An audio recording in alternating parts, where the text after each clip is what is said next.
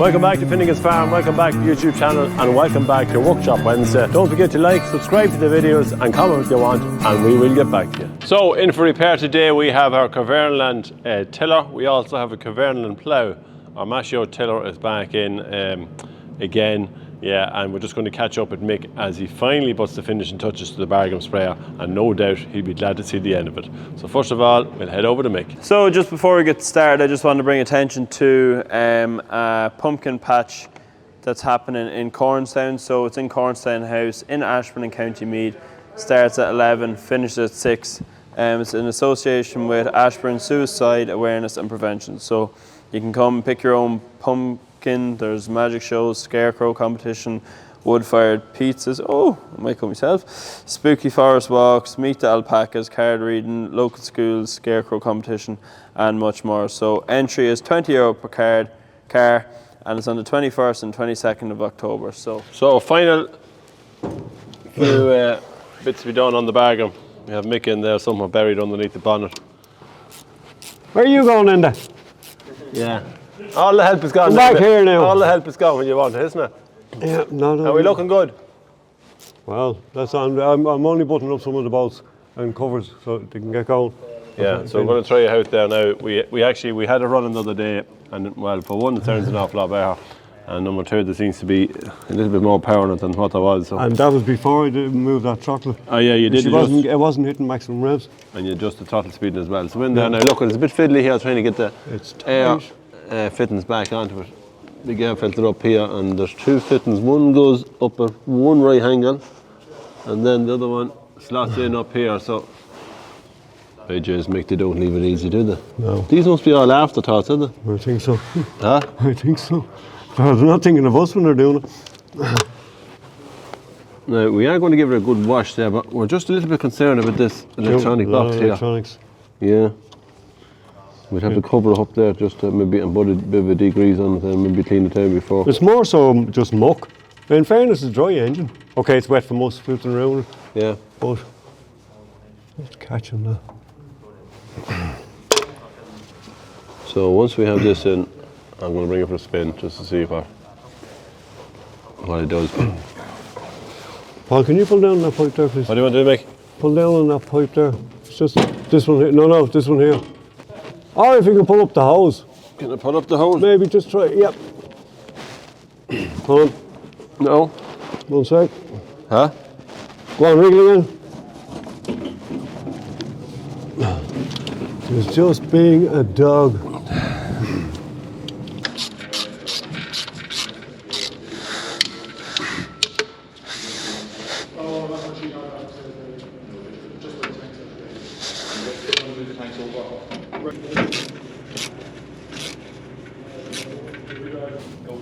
So,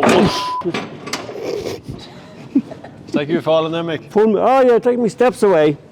So we have all mostly tightened up on it now, and if we get Mick out from If I can get out with this, look at that. Now you're flying there, Mick. If we get Mick out now, we'll be able to start it and bring it for a spin on the road, test it out. You're confident anyway? Well, as good as we're going to be, sure. Yeah. Be like it the last day. Well, more power now, blow another hose. The last day he did start and we blew a night pipe on it, so it was like a turn down the road. Yeah. Right, let's get out and go.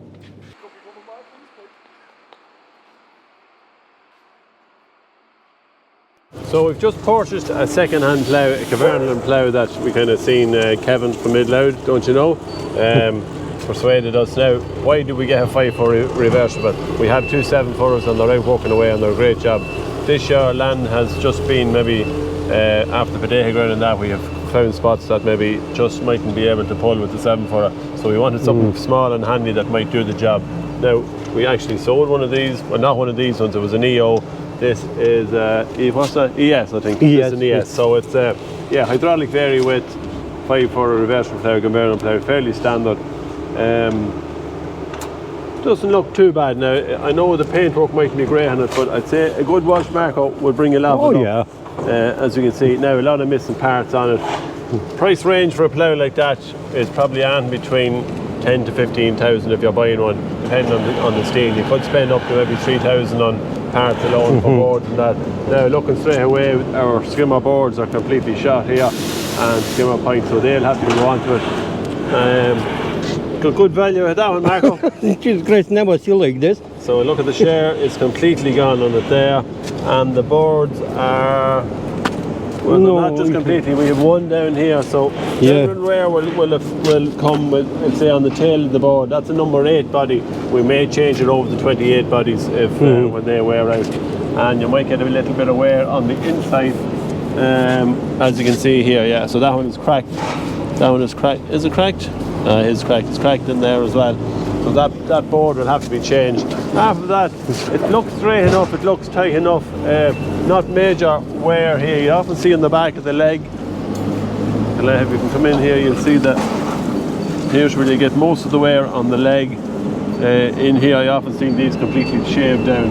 This one doesn't seem to have it, even though it was 2011, so it's a 12-year-old plough, but it doesn't seem to have much work done for that length of time. Again, it looks tight enough. Little bit of work maybe. I see a little bit of play there on that bush and across. We'll say on. But yeah, we'll tidy it up. We'll put a bit of steel on it. We'll give it a good wash, give it a good clean, a good grease, and get out to the field. You might even go a bit ploughing yourself, will you? No, too busy here. Marco's too busy. Never done a bit of ploughing before, have you? No, You fixed plenty of them. You fixed plenty of them. Yeah, once was for a couple hours, no plow like this. All right. So I see, that's it. You got gate, did you? Yeah, so that one has hydraulic front furrow width on it, and yeah, look at it, seems okay. Kverneland plough is still very popular, still very hard to get these. To look for them, usually get them second hand to buy. They're scarce enough, so that one just came up, and yeah, we get her started there now, and we'll get her onto the tractor into the field.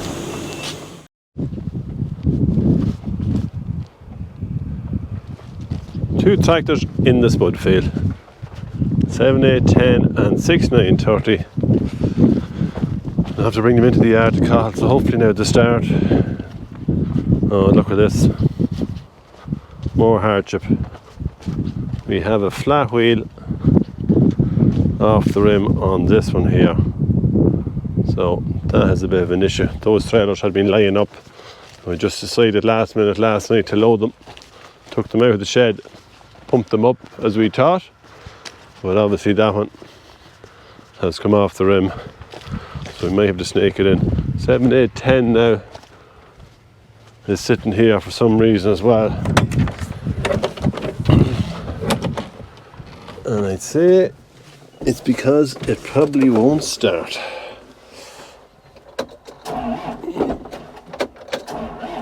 No, that doesn't sound too good.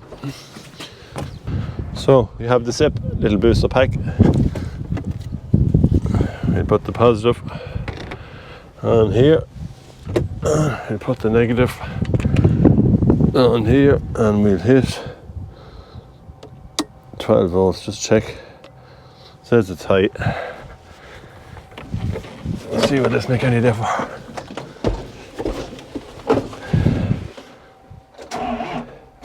Oh. Let me just get a connection on it.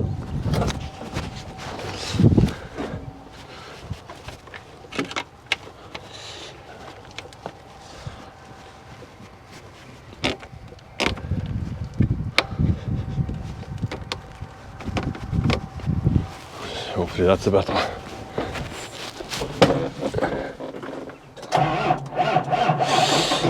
Oh, there we go.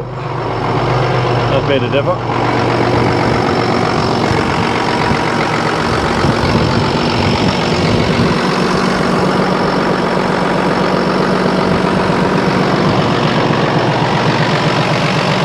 So we have our Maschio 6 meter Aquila. Aquila, is it, Mick?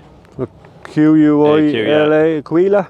Tiller in, and to be honest, it's broke again. Now, it's not the first time, it's not the second time, it's endless times now since this has given us nothing but grief. Initially we brought it back to WD. They're supposed to have changed the top plate on it, put a new plate on it, but the other day we took it out for a first spin in, I think it had about 10 acres done, and next minute the cap popped off it, and we went to put it back on it, but the threads are completely gone on the plate. So it's either helicoil, but it's absolutely giving us nothing but bothers. Now we had serious problems with the shafts underneath. A lot of oil was leaking there on the hubs, and to be fair, it doesn't look too bad there now at the minute, but we had it up several times. And I think at this stage we must just forget about it, because we're just wasting too much time taking it off, putting it on, bringing it back up, bringing it back That down. cover was off. And that cover was off. Yeah, you can see it on the roads. Yeah, and there was supposed to be a problem with the cover on it. We heard all that, but at this stage now it's gone beyond a joke. So, yeah, look at. I think that'll be the end of the Maschio. She's going to go. What we're going to buy, I don't know, but we need to buy something in the meantime. We're just going to tip over to the old Kverneland Harrow, which has been here a lot of years, and it's still going strong. Well, for the minute anyway. So don't be preempting. So it's the only thing that's going to keep it going, because this now we can't use this machine. It's completely Goosed. It's goosed, and we're going to go back over to see the other one there. Mark was changing. I think he's changing tines there, is he? I think so. Yeah. So we'll see how he's getting on. So we're here changing blades on our Kverneland Harrow. It's just one of those jobs that always seems to be ongoing on any farm, changing blades and changing tines, isn't it? Yeah. So Marco generally gets that job because he's very good at it, and maybe because no one else wants to do it, Marco. Exactly. So if he's not changing ones on Darren's with the Lemkin, he's changing ones on the Kverneland here at the minute. Now, what do you look for when you're changing tines? Well, it depends on what your application is. First of all, this Harrow, I think they're going to want to work on some headlands or something like that. Is that it? Yeah, yeah. Do a few headlands around the field, and just probably need a little bit more tilling this time of year. Now, this is the old tine that we've taken out of it. Again, when you match it up to the new one, there's a good bit in the differ, yeah. But then again, it's very light down here, where it's really kind of only the thicker end of it is up here. Now, you could get away with that if you're doing maybe a bit of grassy walk around like that. It still would be fine, because all you do is you lift your crumbler up at the back and you let your tine be doing a little bit more work.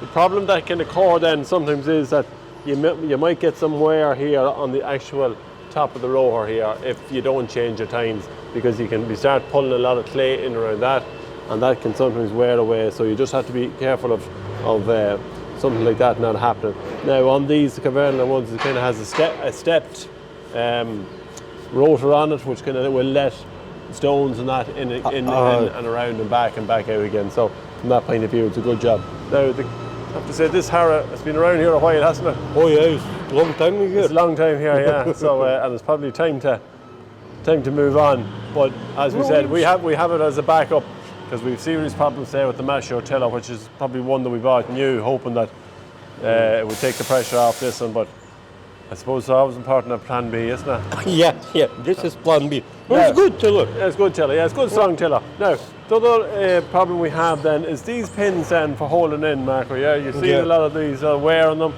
Yeah, like halfway gone. So. Were they changed often before? Can you remember? No, maybe 5 years, no much change. Yeah, so you see a lot of wear, and what will happen there is it sits in like that, I presume, does it? Yeah, it sits like this. It'll be, wobbly inside. Yeah, so it's going to wear it, whereas this is a new pin. Now, there is still a little bit of play, but there always is going to be a little bit anyway for your quick fit blades. So we'll have to order up some of these and replace all them. And then after that, then I think we're not too bad. Grease and feel. Grease and feel. Now I do see, and you will see, we have a drop of oil on the outside rotor there. Two things can happen there. You can have your seal gone in here, and sometimes maybe a little bit of wire can get caught around it. Yeah. It can go up, nick the seal, or push out the seal and let your oil coming through. So it's just important to check it. It's a kind of a semi-liquid grease that we put into it, into the bed of it there. So it won't run out of it anyway in a hurry. But it's just important to keep a check on that. Then really after that, that's it then, isn't it, Marco? Yeah. I hope the next one in. Next one in, turn around and we do it all again. Yep. So in this week's tool of the week we have Crimper. This is an old one I have for years, and normally you can adjust them. But this one is not adjustable. There's a little ratchet mechanism on them that you can tighten them, and the crimps weren't coming great. And my son Robert gave me this for my birthday or something like that. And it's a multi-head crimper. It's adjustable there that you can tighten the crimp, but this thing is hard enough as it is to squeeze. You can change the heads. That's your standard head for red, blue and yellows, your standard insulation. And then we have multiple heads here. That one there is for non-insulated terminals. That'll be them without the insulation on them. Open barrel, insulated cord ended terminal, and insulated huge cord ended terminal. The ones I tend to use most here is that one and that one. Not time that one. Very handy tool. Simply grab it, push in your tool, you're away. Squeeze. And just to show you there's a yellow crimp, and it has a savage bite on it. They're very, very tight.